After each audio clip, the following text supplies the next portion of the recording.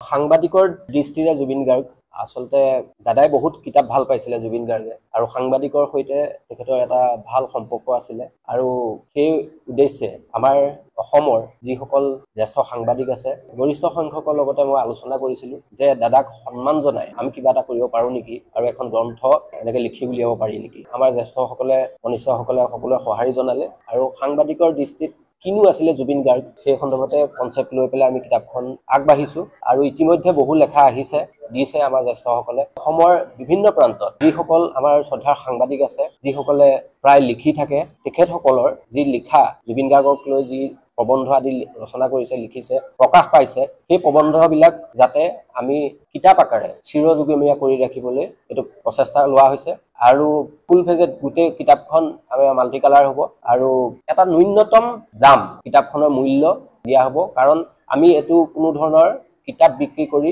পইচা ঘটাৰ আমাৰ ইচ্ছা নাই মনোজ্যোতি কৌদিন নদীমুখৰ তেখেতলোকে প্ৰকাশ কৰিব কিতাপখন তেখেতে প্ৰথমতে কৈছিলে যে বিনামূলীয়া কৰি দিয়া হওক কিন্তু বিনামূলীয়াকে কোনো বস্তু দিব নালাগে বুলি দাদাই বিৰোধিতা কৰিছিলে চৰকাৰকো সমালোচনা কৰিছিলে এসময়ত ফ্ৰী চাউল দিয়াক লৈ গতিকে বিনামূলীয়াকৈ কোনো বস্তু দিব নালাগে দাদাৰ সেই বাক্যকে সৰ্বতোক কৰি সামান্য এটা মূল্য তাত দিয়া হ'ব কাৰণ এইটো কথা আহিব পাৰে কাৰণ জুবিন গাৰ্গক লৈ এনেকৈ কিতাপ ৰচনা কৰিছে গ্ৰন্থমেলা আহি আছে ব্যৱসায় হ'ব আমি কোনো ধৰণৰ ব্যৱসায় কৰিব বিচৰা নাই এইটো এটা আৰ্কাইভ হ'ব আৰু সেই উদ্দেশ্যে এই কিতাপখন উলিওৱা হৈছে আৰু আমাৰ অসমৰ বিভিন্ন প্ৰান্তত যিসকলে লিখা মেলা কৰিব বা তেখেতলোকৰ প্ৰবন্ধ ইয়াত প্ৰকাশ কৰিব বিচাৰে তেখেতসকলে ইমেইল আইডি